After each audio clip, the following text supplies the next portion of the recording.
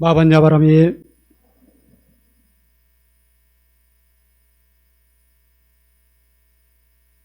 네, 오늘의 주제는 나의 몸에 항상 감사하겠습니다.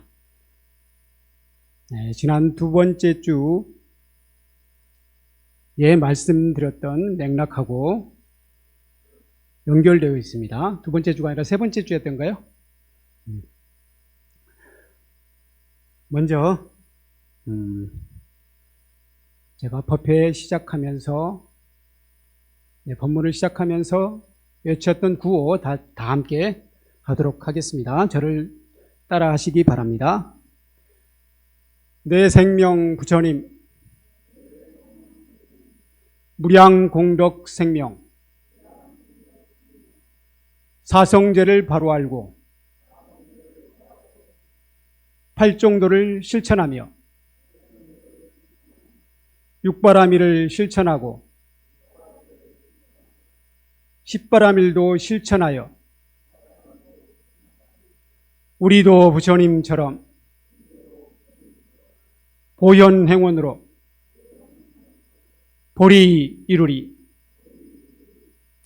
네, 감사합니다. 이제 방금 이 구호 속에 담긴 의미를 이제는 거의 다 아셨죠? 네, 다 알고 계시지만 실천하기는 쉽지 않습니다. 저도 마찬가지입니다. 그래서 이 구호 속에 담긴 의미를 실천하기 위해서 지금 저희들도 계속 수행하고 있고 부처님 가르침을 공부하고 있다라고 생각하시면 되겠습니다. 지난 시간에는 제가 이런 말씀을 드렸어요. 태산 같은 자부심을 갖되 누운 풀처럼 겸손하라. 이 말씀이 생각나십니까? 오늘도 똑같은 말씀을 드릴 수 있을 것 같아요. 그러니까 지난번에 태산 같은 자부심을 갖는다는 것은 누구에 대해서 자부심을 갖는 거죠? 자기 자신에 대해서. 자기 자신에 대해서 자부심을 갖는 거예요. 그럼 자기 자신이라는 건 어떤 것입니까? 내 마음입니까? 내 몸입니까? 아니면 내가 가지고 있는 스펙입니까? 나 자신은 무엇이라고 생각해요? 이런 것들의 총체적인 것이라고 할 수 있겠죠?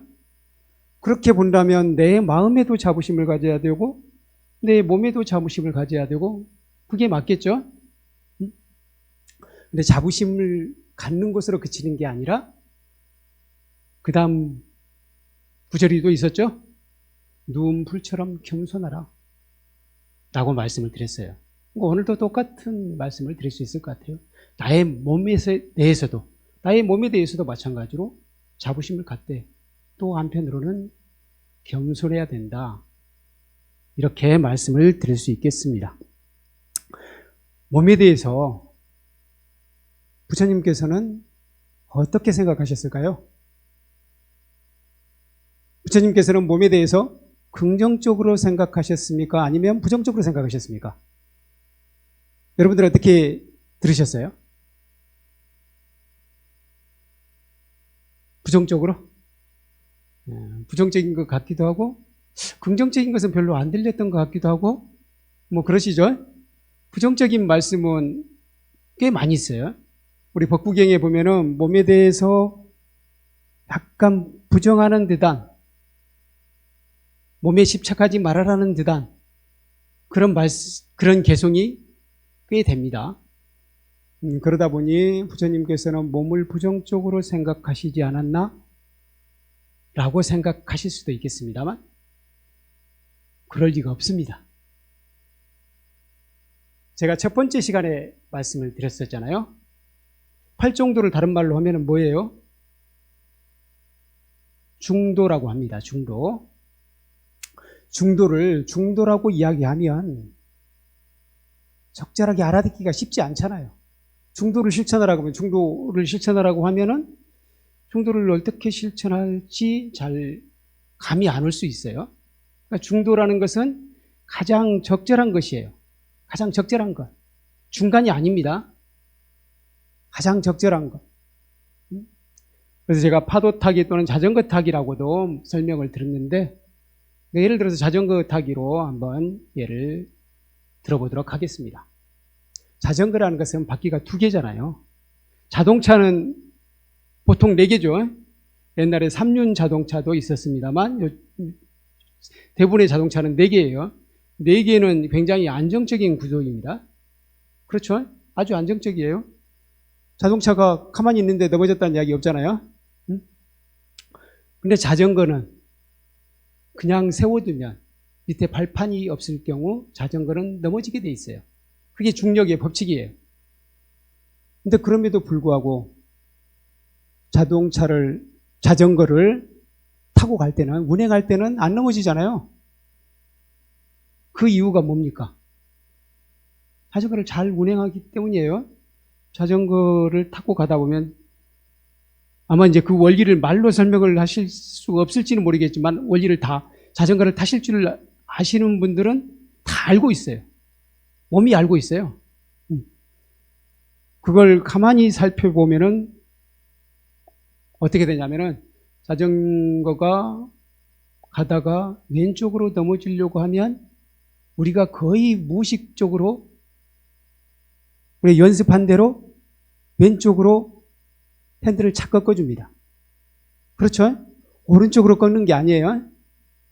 그리고 오른쪽으로 넘어지려고 하면 핸들을 오른쪽으로 탁 틀어줍니다.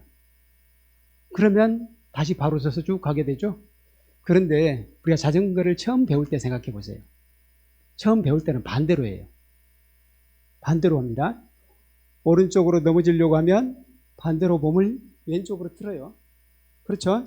이쪽으로 넘어지려고 하니까 이쪽으로 틀면 안 넘어질 것 같아서. 그렇죠. 자전거 배워보신 분들은 아시잖아요. 이런 쪽으로 틀면 넘어져 버려요, 그냥. 근데 오히려 넘어지려고 하는 방향으로 핸들을 꺾어주면은 다시 자전거가 바로 간다는 거예요. 바로 중도라는 것은 이겁니다. 그러니까 왼쪽으로만 가는 것이 중도가 아니고 오른쪽으로만 가는 것이 중도가 아니고 가운데만 중도가 아니에요. 가장 적절한 것이 중도입니다.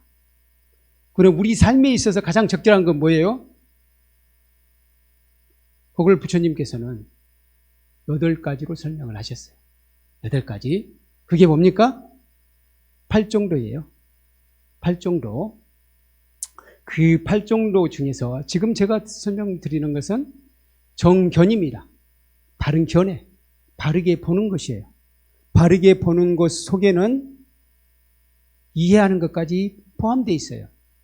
그래서 이 볼견자에, 정견의 볼견자에는 꿰뚫어 본다는 의미가 들어있어요. 꿰뚫어 본다는 것은 그냥 볼 뿐만 아니라 그 원리를 이해하고 있다는 이야기입니다. 그래서 그게 견해가 돼요. 그런데 이 견해는 내가 보는 대상이 있을 때 견해가 생기잖아요. 이 견해, 그걸 제가 지난번에 어떤 것에 대한 견해이냐, 크게 2가지로 나눌 수 있다고 이야기를 했습니다. 나와 세상에 대한 견해이다. 나와 세상에 대한 견해. 그러니까 나라는 것이 그만큼 큰 거예요. 세상은 나와 세상으로 이루어졌다. 아니, 이 세계는 나의 입장에서는 나와 세상으로 이루어졌다고 해도 과언이 아닙니다. 그만큼 나는 굉장히 중요한 거예요. 예를 들어서 이 세상은 내가 죽게 되면, 내가 세상을 인지하지 못하게 되면 의미가 없어져요. 그렇죠? 그만큼 내가 중요하다는 거예요. 그리고 세상을 받아들이는 것, 세상을 이해하는 것, 그거 누굽니까? 자기 자신이잖아요. 근데 그 자기 자신에 대해서 우리는 어떻게 생각할 것이냐?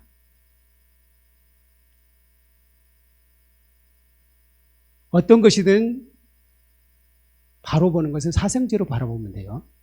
사성제로 바라보면 되는데 또 그걸 약간 다른 각도로, 또 사성제만으로 이야기하면 여러분들이 사성제로 이야기하면 모든 것이 다 맞습니다.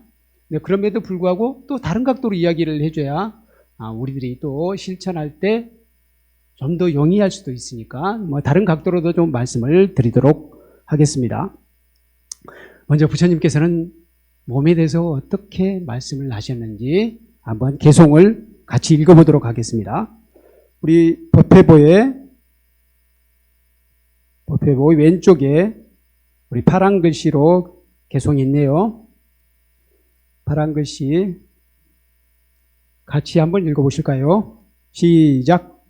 이 몸은 고기와 피로 덮여 있고 뼈로 쌓아 올린 하나의 성곽, 그 안에 교만과 비방, 늙음과 죽음이 함께 머무르고 있구나.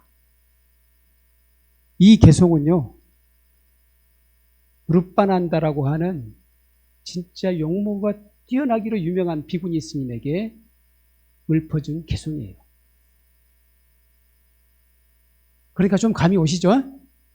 용모가 뛰어나다는 것은 그분이 자신의 용모에 대한 자부심을 넘어서 자만심을 가지고 있다는 게 느껴지잖아요. 그러니까 여기서는 상당히 부정적으로 말씀을 하셨어요. 이 몸은 고기와 피로 덮여 있대요. 실제로 그렇죠. 뼈로 쌓아 올린 하나의 성곽이라고 합니다. 그리고 그 몸속에 교만과 비방이 들어있대요. 자기 자신에 대한 교만이 들어있고 한편으로는 자기보다 못한 용모에 대해서 비방하는 마음도 들어있고, 그런데 그런 미모인 사람은 늙지 않습니까? 죽지 않습니까? 똑같이 죽죠? 똑같이 늙습니다. 그렇지 않든, 그러니까 미모가 뛰어나든 그렇지 않든 누구나 다 늙고 죽게 돼 있어요. 그래서 우리 육체 안에 늙고 죽는 성분이, 그런 성품이 이미 들어있다는 거예요.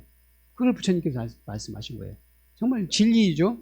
진리인데 어쨌든 보니까 몸을 부처님께서는 약간 부정적으로 생각하시는 듯한 그런 느낌을 주죠. 근데 부처님은 언제나 중도적입니다. 아까 제가 말씀을 드렸죠. 자전거가 왼쪽으로 넘어지려고 하면 왼쪽으로 틀어준다고 했잖아요. 그거에 바로 이 사람이 몸에 대한 자부심이 대단해가지고 자부심을 넘어서서 자만심까지 갔어요. 그래가지고 몸에 대한 집착, 자기 미모에 대한 집착을 버리지 못하고 있어요. 그런 사람에게는 당연히 몸이라는 것은 하찮은 것이다. 이 몸속에는 똥이 들어있다. 피고름이 가득 들어있다. 이렇게 얘기를 해줘야 더 이상 집착을 않게 되잖아요. 그렇죠? 반대로 막 자기 몸이 하찮다고 생각하고 자기 몸에 대해서 부정적으로 생각하고 그런 사람에게는 반대로 가겠죠?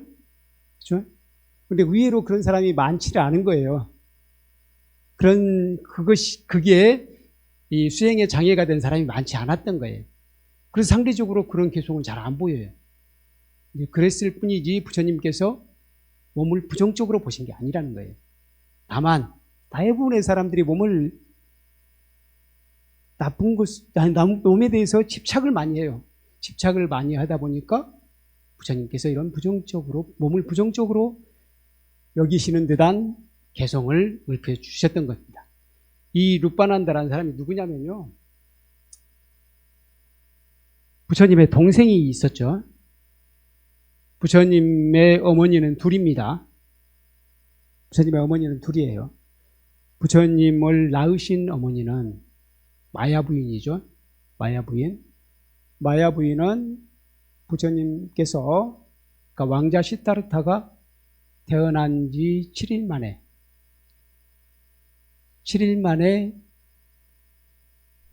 돌아가셔요. 알고 계시죠? 7일 만에 떠나십니다. 몸을 바꾸셔요. 그러고 나서 누가 어머니 역할을 해주십니까? 마하파자파티 부인이. 그 다음에 이제 그 마야 왕비가 돌아가시고 나니까 마하파자파티 부인을 새로 모셨다. 뭐 이렇게 이야기가 되고도 있는데, 실질적으로는 제가 더 부처님의 정기를 더 자세히 관찰해 본 결과 실질적으로는 두 분이 함께 정반왕에게 시집을 온 것 같아요. 이해가 안 가시죠? 네? 근데 인도의 풍습에는 그런 게 많습니다. 반대도 있어요. 반대도 있습니다. 한 사람의 부인에게 5사람의 남편이 있는 경우도 있어요. 남편이 동시에 결혼을 하는 경우도 있습니다. 어떤 세상 풍습이란 것은 늘 이제 달라지는 것이니까. 그래서 그 당시의 풍습은 그랬다는 겁니다. 그런 점에서 실질적으로는 아예 마야 왕비하고 마하파자파티 왕비가 함께 정반왕에게 시집을 온 것 같아요. 제가 보기에는 그렇습니다. 어쨌든 이 마하파자파티 왕비가 이제 부처님의 어머니 역할을 하시죠. 그리고 마하파자파티도 아기를 낳으십니다. 그 왕자 이름이 뭐냐면 난다예요. 난다. 들어보셨죠? 부처님께서 성도하신 후에 당신의 고향에는 바로 가지 않으셨어요. 본래 성자들은 자기 고향을 빨리 안 갑니다. 성자들은 빨리 안 가요. 그 이유를 아십니까? 부처님께서는 뭐 꼭 그런 마음을 가지신 건 아니고요. 우리 출가자들도 자기 고향을 자주 가진 않아요. 왜 그러신지 아시죠? 왜 그러냐면 출가 이전의 관계가 있잖아요. 출가 이전의 관계가 있죠. 출가 이전의 관계로 대부분의 사람들은 그렇게 보려고 오잖아요. 저도 마찬가지로 출가 이전에 지금 저는 뭐 초등학교 친구들도 잘 만나지는 않지만 연락을 하고 살거든요. 뭐 그 친구들은 이제 뭐 저한테 옛날 부르듯이 그렇게 하잖아요. 그러면 이제 출가자로서 항상 출가자의 마음을 갖고 있다가 그 친구들을 만나게 되면 갑자기 마음이 어렸을 때로 가려고 해요. 그렇죠? 이제 그런 것 때문에도 잘 안 가요. 근데 부처님은 그게 흔들릴 이유가 없잖아요. 굳건하게 깨달음을 얻으셨기 때문에.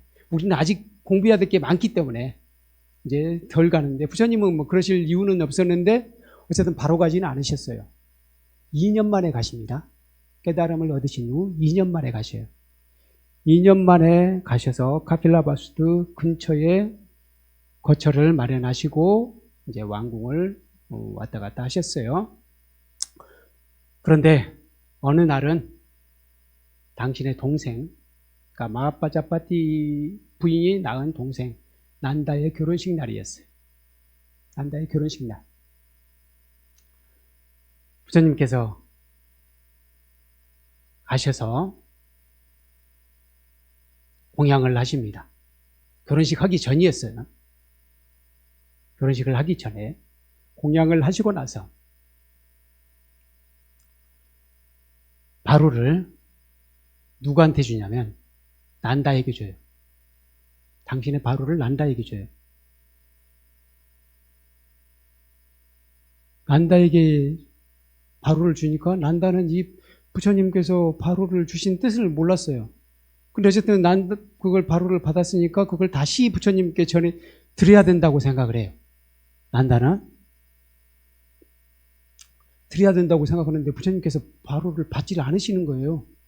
그리고는 부처님께서 길을 떠나셔요. 또 길을 떠나셔요. 난다가 바루를 드려야 되니까 뒤따라갔어요. 그래서 뒤따라가다 보니까 부처님께서 잠시 머무르시는 곳이 있다고 했잖아요. 거기까지 따라온 거예요. 결혼식 날인데. 그때 결혼하기로 한 신부가 누구냐? 바로 누빠난다예요. 누빠난다가 그걸 보고 아니 부처님께서 내 신랑을 뺏어가는 것 같다 라는 생각을 한 거예요. 그래서 막 난다 왕자를 불러요. 근데 그래도 난다 왕자에게는 그 소리도 잘 안 들리는 거예요. 그래서 부처님을 계속 따라가요. 부처님 이제 거처까지 왔습니다. 그때서야 부처님께서 난다야, 너는 출가하는 것이 좋겠구나 라고 말씀을 하십니다. 이건 부처님의 법령만이 할 수 있죠. 사실은 자기 가족을 교화하기가 진짜 어렵더라고요. 저도 제 가족들을 제대로 교화하지 못했어요. 아직 법력이 부족해가지고.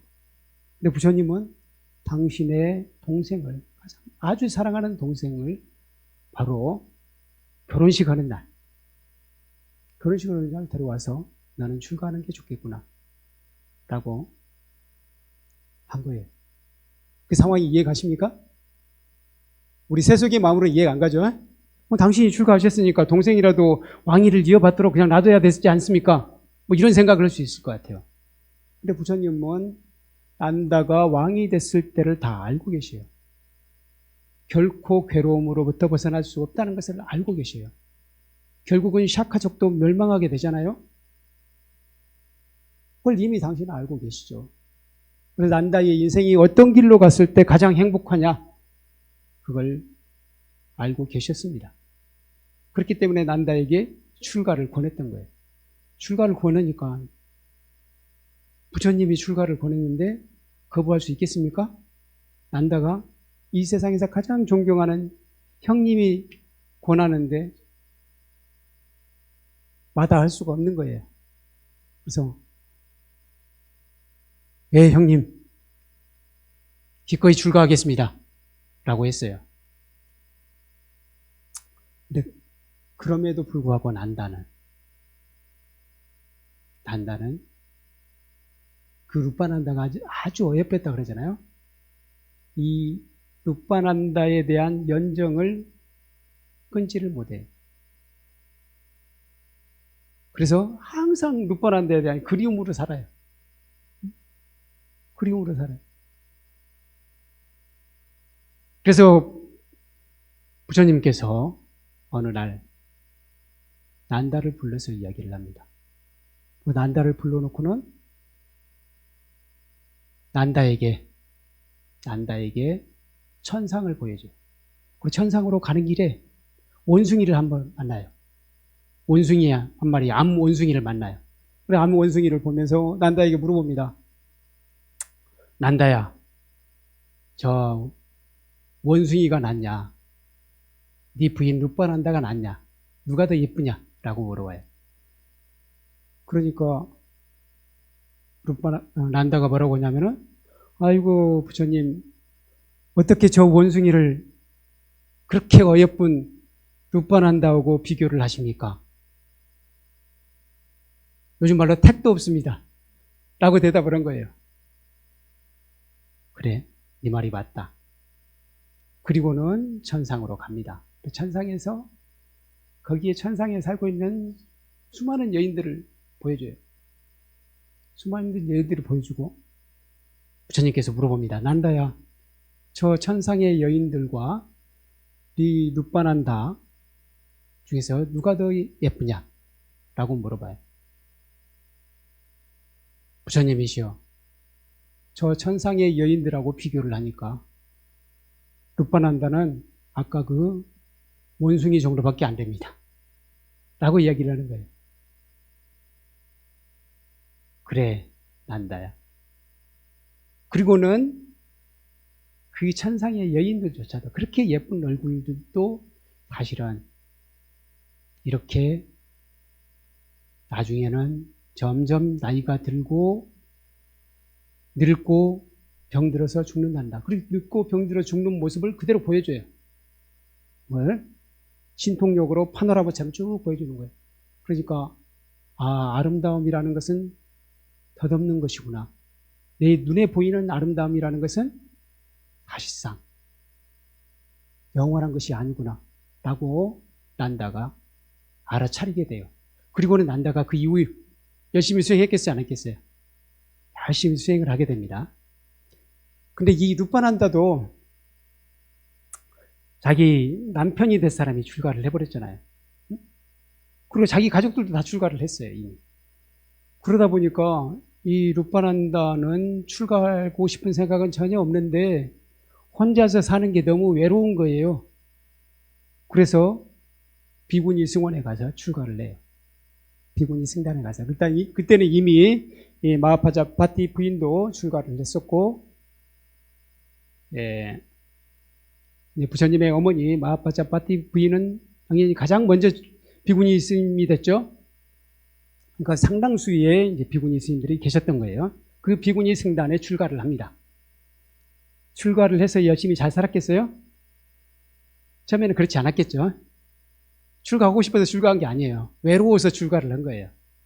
그리고 출가해서 승단에 가면 남편이 될 사람도 만날 것이다.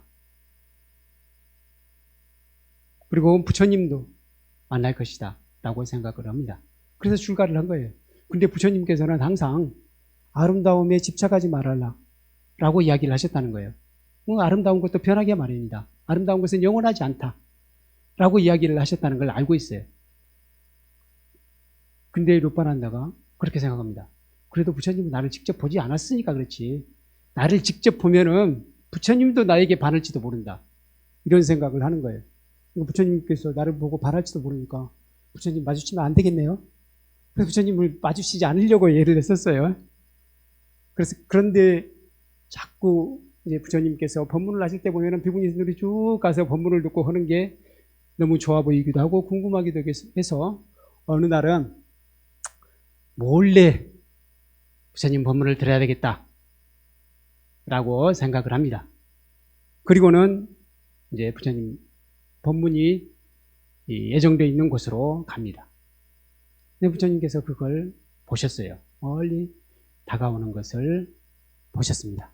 그래서 부처님께서 이번에는 신통력으로 역시 아주 아리따운 여인을 당신 옆에 있게 만들어요. 옆에 있으면서 부처님께 부채를 붙여드리도록 합니다. 루파난다가 가까이 다가와서 보니까 아니 이 세상에 자기가 지금까지 이 세상에서 한 명도 자기보다 이쁜 여자를 본 적이 없는데 보니까 자기보다 몇 배가 더 이쁜 여자가 있는 거예요. 그래서 루파난다가 반해버려요. 와, 저 여자 정말 아름답다. 저 여자 같은 얼굴을 가지고 싶어. 저 여자 같은 몸매를 가지고 싶어. 그런 생각을 하면서 목표가 저 여자같이 뛰어난 미모를 갖는 것이 목표가 돼버려요. 그런데 역시 부처님께서 또 신통력을 보이시죠? 신통력을 보여서 이 여자가 지금 16살 여자로 만들었어요. 20대가 지나서 30대를 지나서 40대 점점 늙어가게 만듭니다. 늙어가게 만드니까 갑자기 이 루파난다가 눈이 휘둥그레지는 거예요. 아니 저 아름다운 사람이 저렇게 변해갈 수 있다니 믿기지가 않는다라고 생각을 해요. 어느새 꼬부랑 할머니가 돼버렸어요. 꼬부랑 할머니가 돼가지고 지팡이를 짚고 있습니다. 그리고 허리는 기역자로 꺾여 있어요. 머리도 거의 다 빠졌어요. 피부는 완전히 쭈글쭈글해졌습니다. 그런 모습을 보여줘요. 그러니까 루파난다가 막 큰 충격에 빠집니다. 그리고는 또 이번엔 이 할머니를 병들게 만들어요. 병들게 만드니까 몸에 막 피부에 뭐 검은 반점 같은 것이 생기더니 그게 뭐 고름이 질질 나오고 그렇게 되는 거예요. 그리고는 쓰러져 죽습니다. 쓰러져 죽어서 몸이 점점 썩어갑니다. 몸이 점점 썩어가요. 썩어가는 몸 속에서 구더기가 기어나와요. 구더기가 기어나오니까 까마귀가 날아옵니다. 까마귀가 날아와서 그 구더기를 쪼아먹습니다. 그리고 동네 개들도 모여요. 개들이 모여가지고 와서 그 시체를 뜯어먹어요. 이 장면을 보면서 루파난다가 얼마나 큰 충격에 빠졌겠어요. 상상이 가시죠? 그때 부처님께서 이 개송을 읊어주십니다. 이 몸은 고기와 피로 덮여 있고 뼈로 쌓아 올린 하나의 성곽, 그 안에 교만과 비방, 늙음과 죽음이 함께 머무르고 있구나. 이 이야기를 듣고 이 개송을 들으니까 느낌이 오십니까? 이 개송을 듣는 순간 루파난다가 깨달음을 얻게 돼요. 아, 이 몸이라는 것, 내가 그렇게 애지중지하는 이 몸이라는 것도 결국 저 할머니처럼 늙어가고 병들고 죽게 되는구나. 그 몸에서는 구더기가 나오고 피고름이 되고 또 그것들을 까마귀가 쏘아먹고 개가 먹고 그게 우리들의 미래구나 라고 알게 된 겁니다. 그걸 알게 된 순간 사실 그 당시 부처님을 만난 사람들, 직접 만난 사람들, 그분들은 이미 전생부터 상당한 공덕을 쌓았던 사람들입니다. 부처님하고 같은 시대에 같은 곳에서 태어났다는 것만으로도 상당한 공덕을 쌓았던 사람이에요. 그래서 그분들은 이런 개송을 들으면은 바로 상당한 경지에 올라요. 성인의 경지에 오릅니다. 그래서 바로 이 개송을 듣고 바로 아라한의 경지가 됩니다. 한편으로 부럽죠? 근데 우리는 부처님하고 좀 먼 시대에 태어나서 이 개송을 들어도 아라한이 잘 안 돼요. 아니, 되셨는지도 몰라요, 여러분들이. 아마 이 중에 아라한이 되신 분이 계실지도 모르겠습니다. 아라한이라는 것은 더 이상 번뇌에 휘둘리지 않는 성자예요. 아무 번뇌도 없고 두려움도 없고 그런 성자예요. 바로 그런 성자가 바로 됐다는 거예요. 그러니까 이 개송이 정말 위대한 개송이죠. 바로 그런 개송을 여러분들께서는 들으셨습니다. 뭐 이런 개송을 듣고 우리도 내 몸이라는 것은 하찮은 것이다. 막 그렇게 생각할 수 있어요. 근데 실제 그렇습니까? 그렇지 않다는 거예요. 우리 몸이라는 것은 대단히 사실상 소중한 것이. 우리가 수행하는 방편, 수행을 여러 가지 방법으로 하긴 하지만 상당 부분 몸을 기반으로 해요. 몸을 기반으로 해요. 부처님께서 대념적용이라는 경전이 있죠. 여기에 보면은 우리는 네 가지를 철저하게 관찰해야 된다. 네 가지를 알아차려야 된다. 그 네 가지를 알아차려서 그 네 가지가 결국 실체가 없고 영원하지 않다는 것을 알아차려야 된다. 라고 말씀하셨어요. 그 네 가지 중에 첫 번째가 뭐예요? 몸이에요. 몸이 없으면 실적으로 수행하기가 굉장히 어렵다는 거예요. 두 번째는 뭡니까? 느낌이에요. 느낌. 그 뇌에 느껴지는 많은 것들, 이 뜨거운 것도 있고, 또, 더러운 것도 있고, 깨끗한 느낌도 있고, 향기로운 것도 있고, 보기 좋은 것, 듣기 좋은 것, 냄새가 좋은 것, 또 만지면 촉감이 좋은 것, 그런 느낌이 있잖아요. 그런 느낌을 관찰하라고 했어요. 근데 가만히 보니까 몸이 없으면 느낌이 옵니까? 안 되죠. 몸을 기반으로 하고 있다는 거예요. 그 다음에 세 번째는 마음을 보라고 그랬어요. 마음을 대상화해서 보라고 했습니다. 근데 이 마음조차도 어떻게 보면 몸이 없으면 사실상 몸이 없으면 마음을 관찰할 수가 없어요. 그래서 몸을 기반으로 한다는 거예요. 다 연결되어 있잖아요. 그래서 몸이라는 것이 없으면 사실상 우리의 수행도 끝난다는 거예요. 그래서 몸을 바꾼다고 하잖아요. 그러니까 이번 생에서 이 몸이 있어야 돼요. 몸을 바꾼다는 건 다음 생에 또 온다는 이야기 있잖아요. 어쨌든 몸을 기반으로 한다는 겁니다. 네 번째로는 대상을 관찰하라고 했어요. 대상을 알아차려라. 우리가 바라보는 대상, 상대방도 있을 수 있고, 저 물건도 있을 수 있고, 그렇죠. 그런 모든 대상을 이야기합니다. 그 대상을 알아차려야 돼. 그 대상도 마찬가지로 내가 바라보는 눈이 있어야 되잖아요. 그렇죠? 그렇게 본다면 이 네 가지가 다 몸이라는 기반이 없으면 수행이 불가능하다는 것을 알 수 있습니다. 그런 면에서 몸이라는 게 우리 수행하는 데 있어서 아주 필수적인 것이라는 것을 확인할 수가 있어요. 그런 점에서 몸이 상당히 중요하다는 거예요. 그런데 여러분들은 몸을 중시합니까? 안 하십니까? 사실 중시하죠. 그런데 그 몸에 대한 자부심은 안 갖는 경우도 꽤 많아요. 내 몸은 저희 장동건에 비하면 이제 아까 천상의 여인과 원숭이를 비교한 것과 같아. 그렇게 생각할 수도 있어요. 근데 지난번에 제가 말씀드렸듯이 어떤 사람의 몸, 육체, 목소리까지도 마찬가지. 가만히 보면은 그 사람에게 가장 어울리게 되어 있다는 거예요.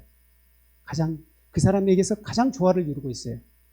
그래서 장동건의 코가 이쁘다고 해서 그걸 내 코를 떼고 장동건의 코를 갖다 붙이면 이쁠 것 같아도 그렇지 않다는 거예요. 조화가 중요해요, 조화가. 그래서 어떤 사람도 어떻게 생겼든 간에 나름대로 잘 완성되어 있다 라고 볼 수 있습니다. 자신의 인연에 의해서 가장 최적의 조건으로 만들어져 있어요. 그걸 잘못 관리하면 문제가 생기죠. 문제가 생기면 이제 약간씩 고쳐 쓰고 그럴지언정 결코 잘못된 것은 아니라는 거예요. 그런데 이제 세상의 기준이 이렇게 생긴 것이 이쁘다는 그런 기준 같은 게 있잖아요. 그것도 사실은 영원합니까? 영원하지 않아요. 그러니까 제가 어렸을 때만 해도 얼굴이 큰 사람이 이뻤어요. 그렇지 않습니까?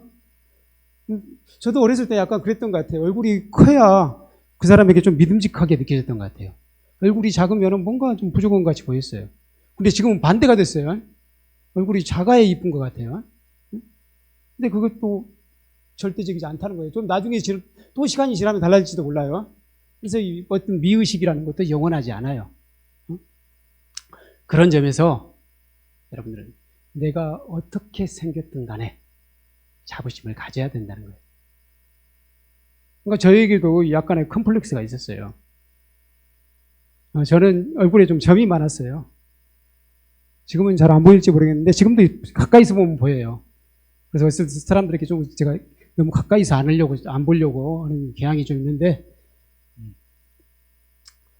제 얼굴에 점이 많았어요. 그래서 사실은 저는 거울을 잘 안 보다 보니까 별로 신경을 안 쓰는데 나중에 점을 뺐습니다. 작년 여름에 뺐어요. 왜 뺐냐면은 주위에서 하도 뭐라고 있어서 주위에서 스님 점점 뺐으면 좋겠다고 자꾸 해서 점을 뺐어요. 그리고 약간의 컴플렉스가 있었어요. 제 스스로는 그렇게 생각하지 않는데 주위에서 이야기하면은 자꾸 그게 저도 신경이 쓰이잖아요. 그래서 점을 뺐습니다. 근데 이제 그런 것은 그러니까 그걸 생각해 보면은 그것도 나름대로 점이라는 것도 의미가 있기는 하겠지만 어쨌든 그게 나에게는 약간의 괴로움이 됐다는 거예요. 괴로움. 그러니까 문제의식을 느끼는 게 그것도 우리 몸이라는 것도 사성계로 한번 생각을 해보죠. 어떤 것이든 사성계로 한번 생각해 볼 필요가 있습니다. 사성계로 생각해 보세요. 첫 번째 고성제는 문제의식이라고 얘기했잖아요. 또는 괴로움이라고 인식을 할 수도 있어요. 그러면 나에게 점이 많다는 것, 그걸 바로 보는 것, 그게 고성제라고 할 수 있겠네요. 점이 많다는 거. 이 점이 많다는 것을 문제가 있다고 생각할 수도 있고 없다고 생각할 수도 있어요. 그렇죠? 문제가 없다고 생각할 수도 있어요. 왜냐하면 점이 있어가지고 제가 공부가 안 되는 적은 없었거든요. 그렇죠? 점이 있어서 참선할 때 방해된 적 없었어요. 그래서 문제를 안 삼을 수도 있어요. 아무렇지도 않게 생각할 수 있는데 어쨌든 사람들이 점이 있으니까 스님 좀 늙어 보여요. 40대까지는 점이 많아도 안 늙어 보였는데 50대가 되니까 점이 있음으로써 늙어 보인다 그러더라고요. 선생님 좀 늙어 보여요. 어쨌든 불편하다는 거예요. 그래서 이걸 문제라고 생각할 것이 말아야 될 것인지. 수행자로서 외모에 대해서 신경 쓰는 게 외모에 대해서 신경 쓰는 게 오히려 문제 있는 거 아니야? 뭐 그런 생각도 해봤어요. 근데 하여튼 문제로 인식하자라고 생각을 했습니다. 왜냐하면 사람들이 자꾸 이야기하다 보니까 나도 신경 쓰고 있잖아요. 분명히 신경 쓰고 있고 한편으로는 할 수 있다면 이왕이면 다른 사람에게 조금이라도 좋은 모습을 보이는 게 그 사람이 나를 보고 기분이 좋다면 그것도 해줄 수 있는 거 아니냐 하는 생각이 들더라고요. 이걸 저는 이제 고성제라고 생각을 했어요. 이거 바로 보는 거. 그러면 그 원인은 뭐냐? 원인. 내가 괴로움으로 인식할 때는 원인은 뭐냐? 그건 바로 어떻게 보면 외모에 대한 집착이 돼요. 다른 사람이 말했든 어쨌든 다른 사람이 자꾸 얘기를 함으로써 제가 내가 점이 많아서 좀 불편해. 또는 뭐 나이가 들어 보이니까 불편해 하는 바로 어쨌든 원인이 분명히 있잖아요. 그래서 그것에 대한 원인을 잘 성찰을 해보았어요. 성찰을 해봤습니다. 그러면 이 문제를 해결할 수 있느냐? 해결할 수 있느냐? 라고 스스로 반문해 봤어요. 두 가지 방법이 있겠더라고요. 열심히 수행해서 얼굴에 점이 있든 말든 견성을 해서 위대한 성인이 되면, 부처님 같은 사람이 되면 얼굴에 점이 뭐 보이겠어요? 아마 점도 찬란한 광의가 될지 몰라. 그래서 위대한 성자가 되든지, 아니 그게 빨리 오지 않는다면 가는 과정이 불편할 수 있지 않느냐. 그냥 보니까 뭐 이리저리 알아보니까 뺄 수 있는 방법이 있더라고요. 뺄 수 있는 방법이 있어요. 방법이 있더라고요. 그래서 방법이 있다는 확신을 가졌어요. 그래서 그 방법이 확신을 가지고 이제 마지막에 병원을 검색해 가지고 좋은 병원을 찾아서 빼버렸어요. 근데 그것도 한 번에 안 빠진대요. 한 번에 안 빠져서 이게 지금 한 4개월이 좀 더 지났는데 서서히 다시 약간 보이기 시작하는 것들이 있더라고요. 그래서 또 빼야 된대요. 그래서 뿌리가 빠질 때까지 빼야 된대요. 어쨌든 마지막에 병원에 가서 빼는 게 뭐 이 경우에 있어서는 저는 이게 도성제라고 생각을 했어요. 사성제를 이렇게 적용을 해도 되는지 모르겠는데 어쨌든 그걸로 인해서 나에게 괴로움이 있다면 괴로움이 있을 뿐만 아니라 남에게도 약간의 불편을 주고 있다면 해결할 수 있지 않느냐라는 입장이었고요. 물론 진짜 좋은 것은 제가 깨달음을 얻어서 그 외모와 상관없이 나를 보면 모든 사람들이 신심을 일으키게 하면 좋겠죠. 근데 그러기에는 좀 세월이 더 걸릴 것 같으니까 좀 더 일찍 방편을 썼습니다. 나름대로 이 사성제적인 해법이라는 거예요.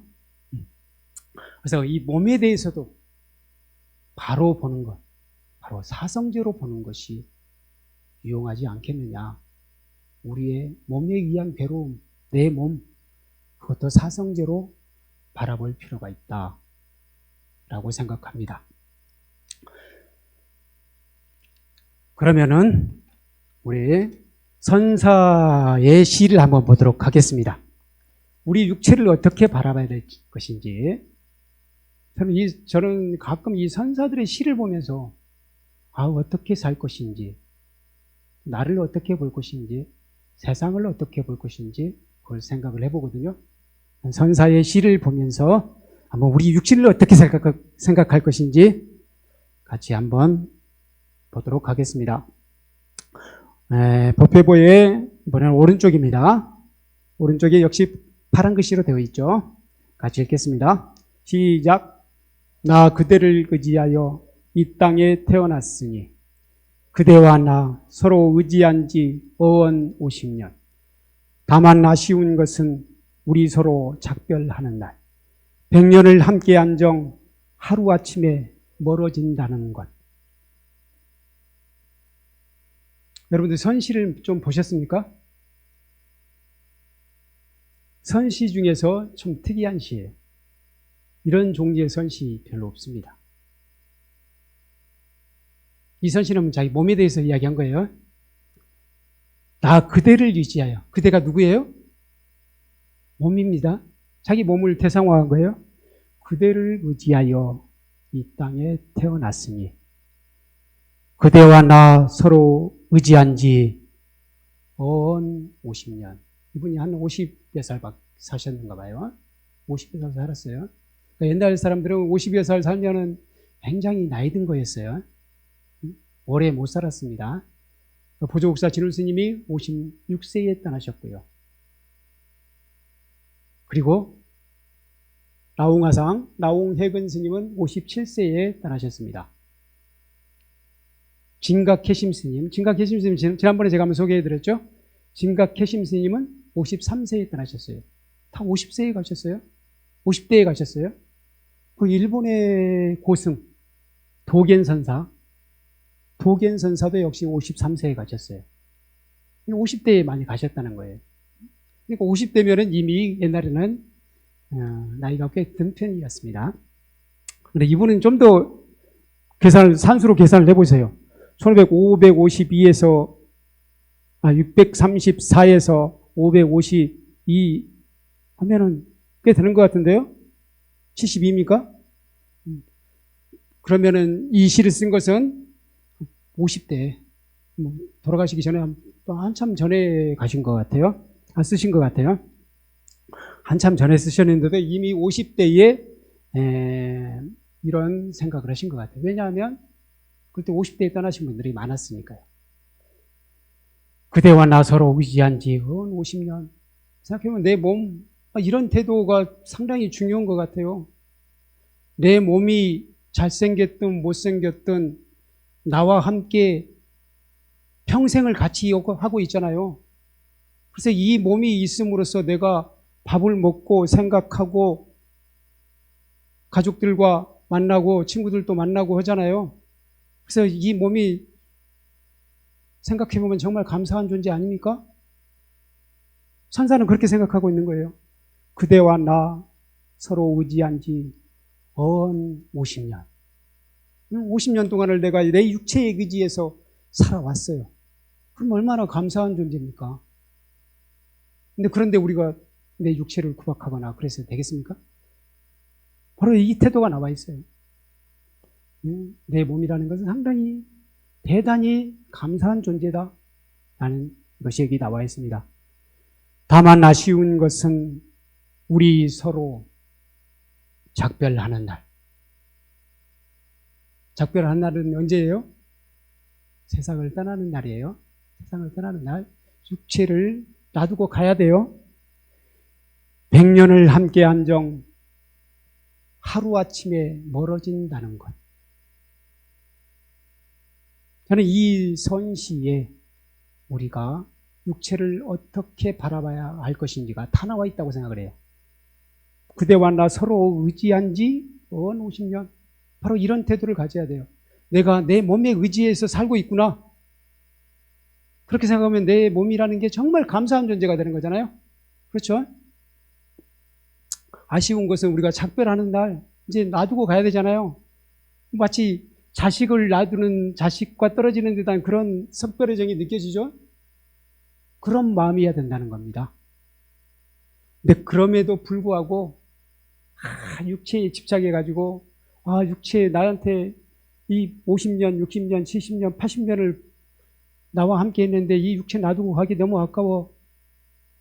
너무 아까우니까 이 육체를 내가 죽으면은 이걸 썩지 않게 만들어서 등신불로 만들어 달라. 이렇게 해서는 안 되겠죠? 이렇게 되면 육체에 집착하는 태도가 되는 거죠. 이거 바로 이렇게 나오잖아요. 100년을 함께 안정, 100년이 아니라 200년을 같이 했더라도 하루아침에 멀어진다는 거예요. 하루아침에 멀어지기 때문에 예, 아무리 나에게 귀한 존재였더라도 그것에 대해서 더 이상 미련을 갖지 않고 마음 편하게 놔둔다는 것. 그런 태도가 여기 들어있죠. 육체를 소중히 여기지만 다시 말하면 아까 저희가 점을 뺐듯이 여러분들도 내 몸을 아름답게 가꾸기 위해서 하는 거 좋아요. 어떻게 보면 뭐 성형을 할 수도 있다고 생각해요. 그게 다른 사람들에게 봉사하는 것도 되잖아요. 물론 근데 거기에 이제 탐욕이 들어가면 곤란하다는 거예요. 이제 하다 보니까 적당히 고치는 것에서 만족하지 못하고 딱 모델을 그려놓는 거예요. 요즘 모델이 누굽니까? 여성분들에게 모델은 누구예요? 어느 순간 이 세상에 대해서 잘 안 보이더라고요. 그래서 요즘에 모델이 안 보여요. 그래서 저는 저쪽에 옛날에 뭐 이영애나 이 정도밖에 모르겠어요.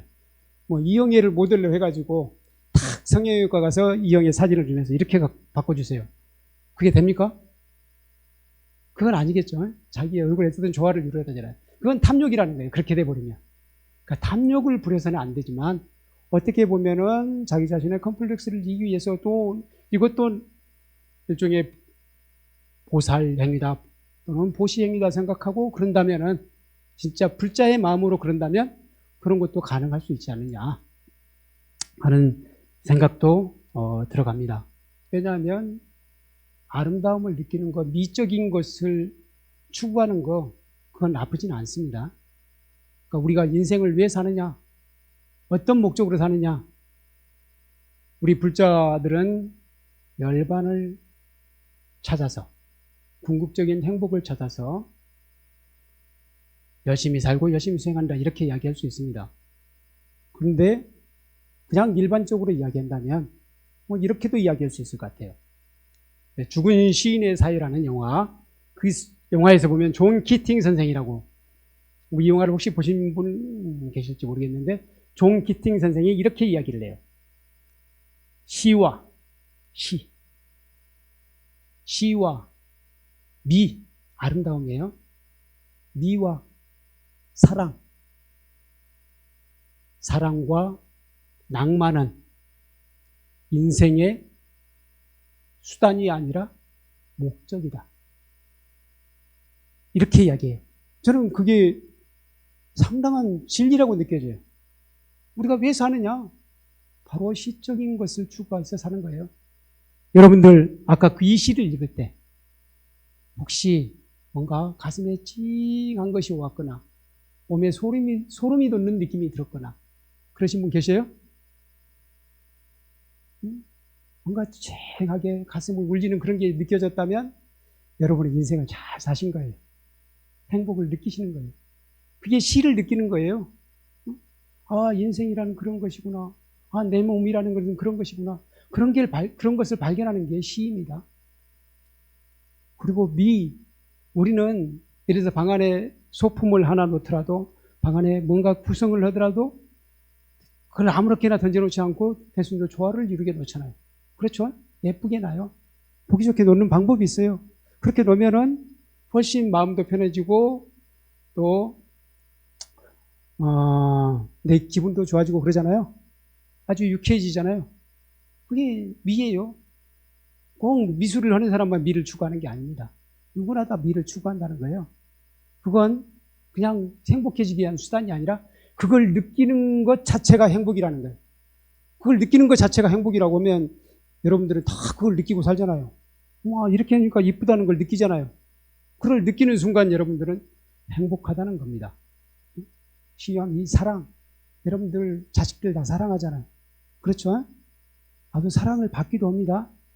사랑할 수 있다면, 내가 사랑하는 대상이 있다면 행복하다는 거예요. 사랑하는 대상이 이 세상에 한 명도 없다. 한 명이라니까 사람이네요. 사람 빼고 사람이 아니라 뭐 모든 걸 포함해서 사랑하는 것이 하나도 없다. 이런 사람 본 적 있어요? 없습니다. 그런 사람은 살 수가 없어요. 다 뭔가를 사랑해요. 근데 그런 사랑을 하고 있다면 여러분들은 행복하다는 겁니다. 그리고 낭만, 오늘 아침에 여기 오면서 보니까 어떤 분이 저기서 차에서 차문을 탁 열면서 그러시는 거예요. 아, 오늘 날씨 너무 좋다. 그러시면서 약간 환희하시더라고요. 그런 걸 느낀 게, 그게 바로 낭만이에요. 그게 낭만이죠.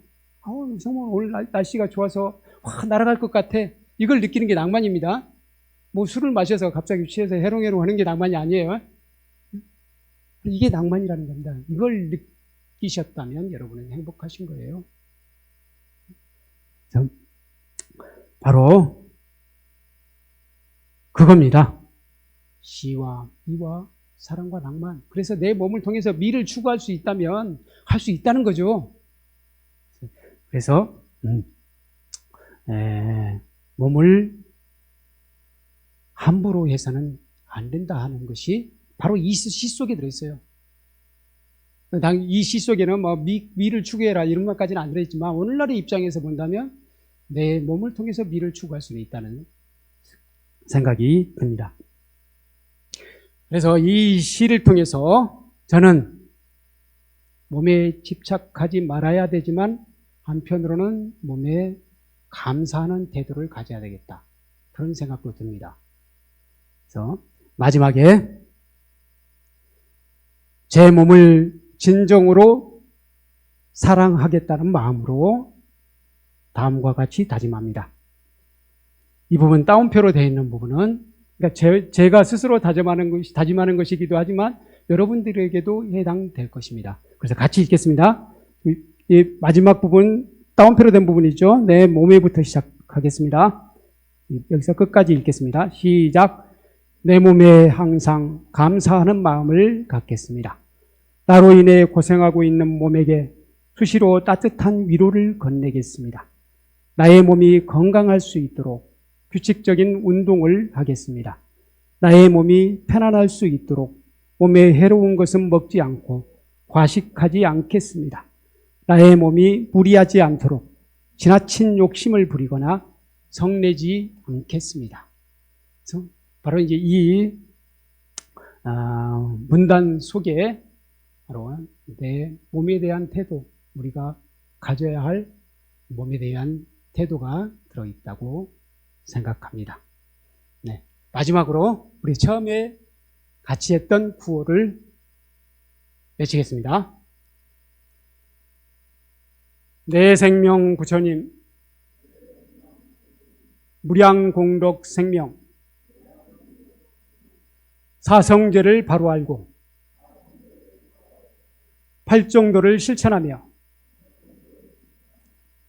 육바라밀을 실천하고 십바라밀도 실천하여 우리도 부처님처럼